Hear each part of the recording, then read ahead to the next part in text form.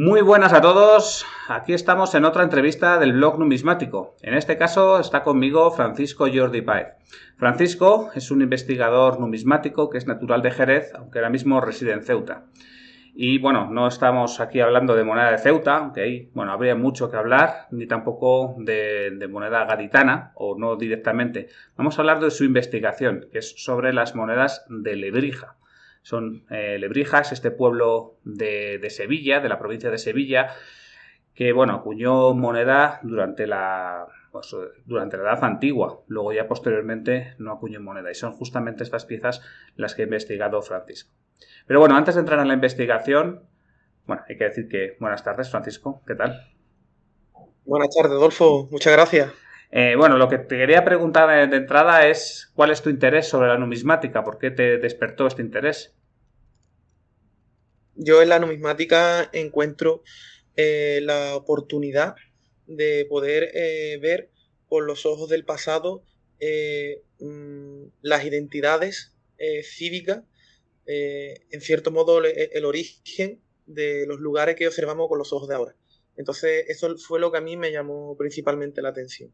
Cómo en un elemento de bronce tan pequeñito puede entrañar connotaciones religiosas, políticas, económicas, sociales. Entonces vi una oportunidad para reconstruir el pasado, en cierto O sentido. sea, que en ese sentido para ti la numismática es una ciencia auxiliar de la historia, en todo su esplendor. Efectivamente, nací un poco tarde, estuvo antes la arqueología, pero sin duda la numismática es una herramienta imprescindible, la cual los historiadores y arqueólogos deberían de recurrir más para las interpretaciones históricas y sobre todo en lo que atañe a las identidades cívicas de las poblaciones. Sí, y luego lo que has comentado es muy interesante porque efectivamente una moneda es un documento histórico que ha llegado hasta nuestros días, pero que al ser de bronce se preserva mucho mejor que a lo mejor un papel, un papiro o lo que sea. Y tenemos esa suerte, ¿no? Esa suerte de poder, tocando estas monedas, de alguna forma comunicarnos con estos pueblos tan antiguos y, de cierta forma, preguntarles, ¿no? Bueno, ¿quiénes sois vosotros y por qué habéis hecho esto, ¿no? Claro, y por aquel entonces estaban interconectados a través de rutas comerciales, como puede ser terrestres o fluviales, y claro, eso se percibe también en la moneda, esas influencias artísticas, ¿no? Por el contacto con estos pueblos, y claro, eso induce a pensar pues en una riqueza y una prosperidad y afinidades, sobre todo culturales, dependiendo situado. Claro, en este sentido, vamos a ver después con la investigación que has realizado, pero es justamente este el punto, ¿no? Que no solamente encuentras la moneda como un objeto aislado hecho en un lugar, sino buscas, viendo las monedas que hacen los pueblos cercanos, ¿no? Cuáles son sus relaciones. A lo mejor son relaciones comerciales o relaciones culturales, pues entre diferentes pueblos, en este caso del sur de la península ibérica. Eso entiendo que es lo que has intentado hacer con tu investigación. Sí. De hecho, el principio comenzó por mi interés hacia el origen primitivo de Jerez, de la frontera, que es mi ciudad natal. Y claro, mi relación con Lebrija era de pura vecindad. Yo el camino que emprendí fue pues, preguntarme cuál era el origen de Jerez. Entonces para ello me tuve que remitir a la numismática. Y en ese sentido tampoco estaba claro de que Jerez acuñara una moneda, porque la supuesta moneda que acuñó Jerez estaba atribuida a Jerez de los Caballeros, si no me equivoco. Y claro, eh, entonces comprendí de que esos planteamientos eran erráticos, puesto que la iconografía era absolutamente de la bética, y por otro, pues el tema de las espigas de trigo representadas en posición horizontal, enmarcando el topónimo, pues es un modelo claramente constatado en la zona meridional de la península ibérica, como puede ser Carmo, actual Carmona, y una serie de pueblos también, entre ellos Jerez, pues era una entidad cerealística, porque se conoce por su campo y la fertilidad de sus suelos, ¿no? Lo que no está claro es la ubicación de esa Jerez primitiva, si en el actual emplazamiento, desde luego que no, pero sí es verdad que existe la posibilidad de que su ubicación estuviera en la Sierra de Gibalbín, ubicada al norte de Jerez. es un enclave poblacional vinculado a esa zona de riqueza agropecuaria en que ya te he mencionado, donde el trigo pues es el elemento más característico de la región. Entonces, bueno, ¿cómo se llegó desde este interés por Jerez al interés por Lebrija? Porque, bueno, al principio nos parecen dos pueblos muy Pues, cercanos. evidentemente son poblaciones cercanas, distantes a pocos kilómetros entre sí, pero es cierto que fijándome en los diseños iconográficos de la moneda, vi un paralelismo con una que formaban ese mayor elenco de monedas inciertas catalogadas como caballo palma, y bueno, vi que el busto era el mismo que se representaba en la moneda de Jerez. Entonces, pues veía una clara inspiración iconológica. Pues a raíz de esa evidencia me puse a rastrear el tema de las monedas inciertas. Y eso pues me llevó indirectamente a Lebrija sin yo quererlo, porque yo pensaba que de algún modo tenía algo que ver con Jerez, puesto que si la moneda de Jerez viene con caracteres latinos, una moneda con caracteres, vamos a decir, derivados del neopúnico, tiene que ser anterior, ¿no?, al latín, puesto que es una sociedad que, bueno, tiene un sistema de escritura pues prerromano. Entonces, de ahí mi interés, ¿no?, por llegar a más.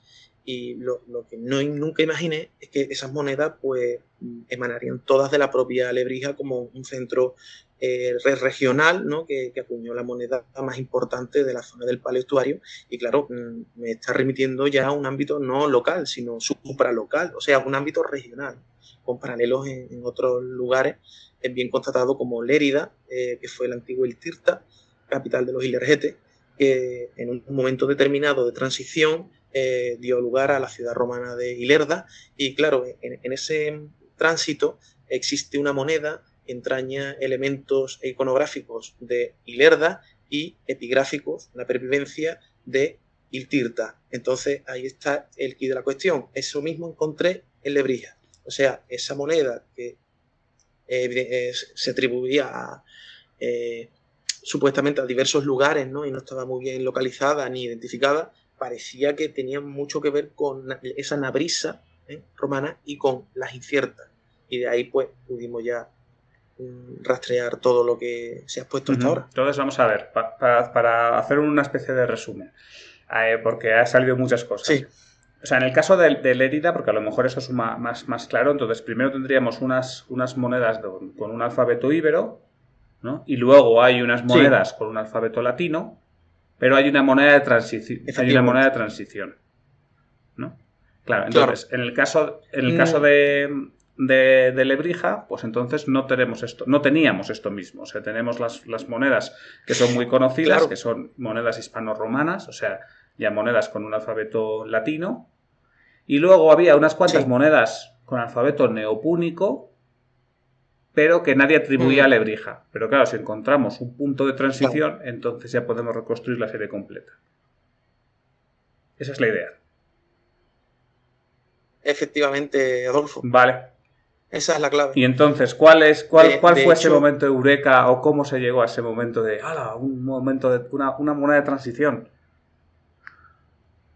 Hombre, pues para mí fue algo mágico. La verdad que no sé expresarlo con palabras, porque tú imagínate que llevo casi 7 años de mi vida, ¿no?, preguntándome de dónde procedían esas monedas, encontrar al menos un resquicio, un viso, ¿no?, de, digamos, realidad o de esclarecimiento de dónde pudieron emanar. Me puse en contacto directamente con una experta en filología semítica, porque eso ya era una cuestión epigráfica. Entonces, con esta evidencia y suponiendo que todas eran de Lebrija, gracias a la doctora en filología semítica, María Josep Estañol y Fuentes, de la Universidad de Barcelona, pues pudo realizar una transcripción de todas las variantes epigráficas y efectivamente me confirmó y certificó que en todas subyace el mismo nombre del lugar, que en ese caso era Naprisán, derivó en un momento determinado a Nabrisán y de ahí a Nabrisa. Entonces me puse muy contento y no supe ni cómo asimilar todo eso. Me puse a elaborar el trabajo y lo presenté al 10º Congreso Internacional de Estudios Fenicio-Púnicos, que coincidió precisamente con el 5º centenario de la muerte de Antonio de Nebrija, el mismo año, o sea que estaban, digamos, las estrellas alineadas.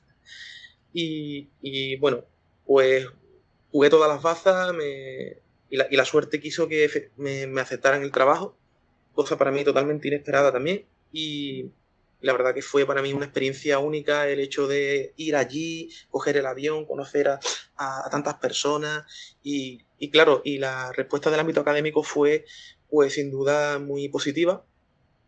Cuando vieron el trabajo expuesto, sin duda quedaron maravillados. Incluso vino un experto en numismática, que no recuerdo el nombre, pero se quedó asombrado. Dijo, vaya, estas son las típicas cecas que dan quebraderos de cabeza porque no hay por dónde cogerlas, es decir. Por esa cantidad tan ingente de acuñación, ¿no? Que es muy difícil establecer la seriación si no se tiene clara esa derivación, digamos, relativa de los diseños y también en el sentido epigráfico. Bueno, entonces aquí de nuevo ha salido un montón de cosas.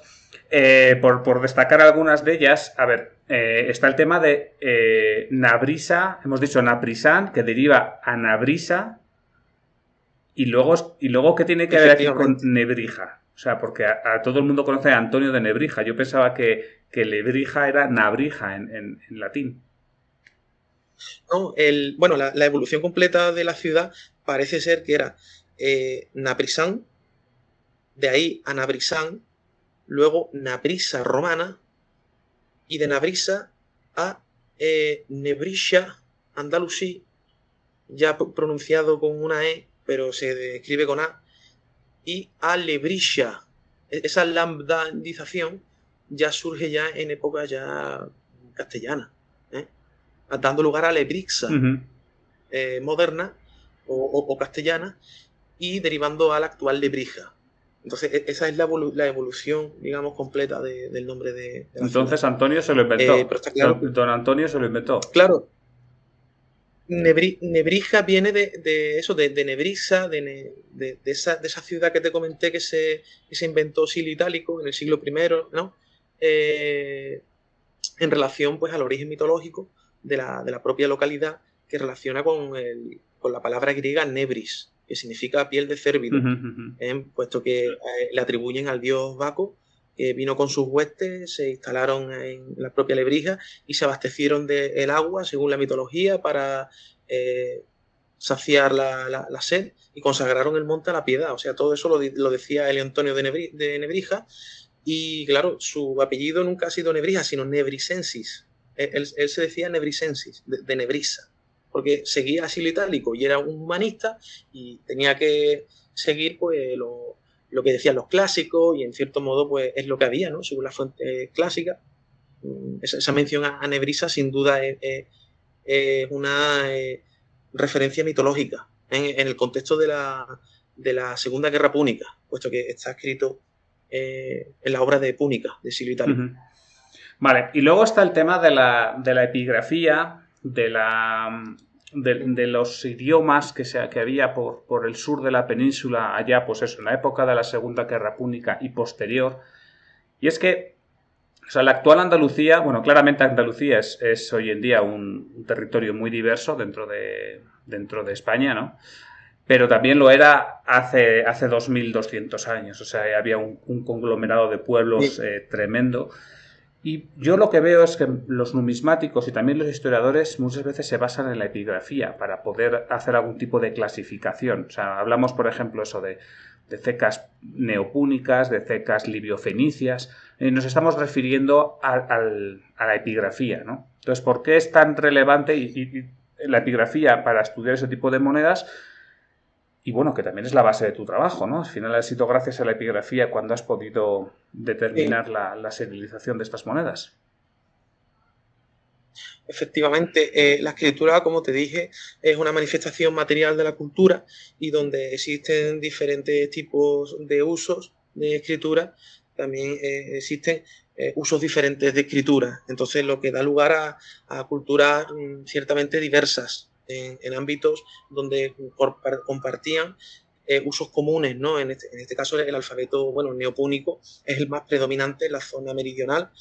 Tenemos cecas como Olontiji, tenemos las Kuta, Bailo, Asid Do, Ituki, Oba, o sea, entrañan alfabetos que se han denominado como libio-fenicio Orzobel, pero que en realidad es un término inexacto. Estamos ante alfabetos derivados del neopúnico, que lo traen los propios púnicos. Es un sistema de escritura más tardío en el contexto del siglo II antes de Cristo, que entraña una serie de vocalizaciones que son síntomas de latinización en un alfabeto estrictamente consonántico, leído de derecha a izquierda.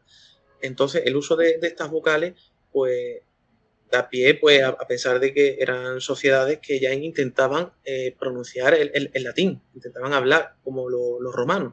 Entonces, la presencia romana es sin duda impepinable. Entonces, según qué áreas estemos, si están más retrotraídas o si están más cercanas, pues el neopúnico será más aberrante o será más ortodoxo. Entonces, esos niveles hay que tenerlos en cuenta. En el caso de Lebrija está entre el continente y la costa. Por tanto, empieza con un neopúnico un tanto ortodoxo hasta que va, digamos, convirtiéndose más aberrante. Se va degenerando hasta el punto de formar un propio sistema de escritura que no tiene nada que ver con el neopúnico, es derivado del neopúnico. Entonces, gracias a ese estudio completo de epigrafía se ha podido determinar pues, qué consonantes neopúnicas hay y qué símbolos sustituyen a los signos neopúnicos que se reflejaron anteriormente y se han podido interpretar como tal. Es una piedra roseta, al fin y al cabo. Sí, sí. Pero bueno, claro, también hay que hilar finísimo y además hace falta un conocimiento súper específico. Hablabas antes de una profesora de la Universidad de Barcelona que recuerdo haber leído un artículo sobre ella allá por el año 2017-18, que es cuando se jubiló, porque el artículo era que se jubilaba la última profesora de semítica, de filología semítica en toda España. Entonces, a ver, estamos hablando de que eso, primero hay que trabajarlo mucho y luego hay que tener un conocimiento que tiene muy poca gente. Y sobre todo, vocación, Adolfo. Ese espíritu abierto y hacerlo de corazón, porque esta señora ya está jubilada. Y claro, lo ha hecho por amor al arte, vamos a decirlo claramente. Entonces, hacer las cosas de manera desinteresada dice mucho de las personas. Y claro, y para ella esto ha supuesto pues un aupa, como yo digo, a su trayectoria profesional. Y la verdad que me alegro mucho. Yo creo que se merece un monumento, vamos, esta señora, por haber hecho eso, la verdad. Bueno, y entonces ahora, claro, habrá que repensarse estas monedas de catalogación incierta y ya, digamos, con cierta seguridad las podemos asociar a la ciudad de Lebrija, entiendo yo. Estas monedas conforman casi el mayor elenco de las inciertas en los catálogos convencionales y es que están definidas como grupo porque hay diferentes tipos. Pasa lo mismo que la ceca de Carissa, o sea, el emblema, digamos, que caracteriza a esa población es el que está en el reverso, que nunca varía, o sea, es el mismo, solo que en los anversos hay rupturas, o sea, cambia radicalmente, va cogiendo imágenes dispares de otros lugares. Pero es que en el caso de Naprisán o Naprisán va, digamos, ciñéndose a los modelos que hay en otras ciudades muy potentes, como son Cástulo o Arce. O sea, es que estamos hablando de ciudades muy tochas, si me permite la expresión, que acuñaron en demasía. Entonces, bueno, da a entender que tenía una relación en ese circuito comercial.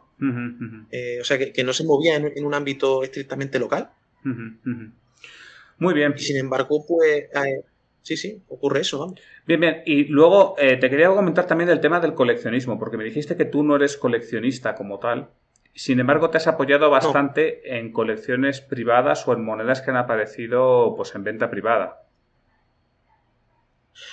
Bueno, sobre todo en subastas nacionales e internacionales y en fondos de museos.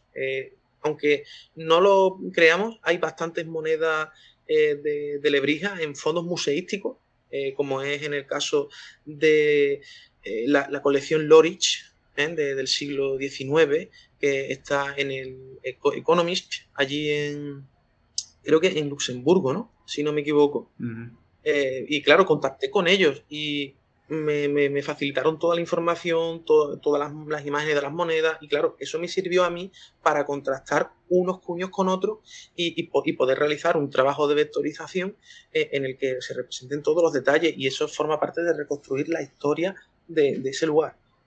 Gracias a ese gran elenco de monedas que se han podido contrastar, tanto a nivel de colecciones como de instituciones y museos, se ha podido pues ahondar más sobre ese particular y entrar en detalles que antes habían pasado desapercibidos, porque es un estudio muy específico, muy riguroso, y que se necesita pues de contraste, al fin y al cabo, para mejorar la interpretación y sobre todo demostrar lo que es la secuencia cronológica de principio a fin.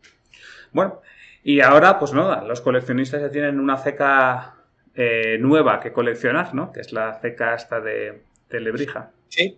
O Naprizán. ¿Tú cómo te sueles referir a ella? Claro.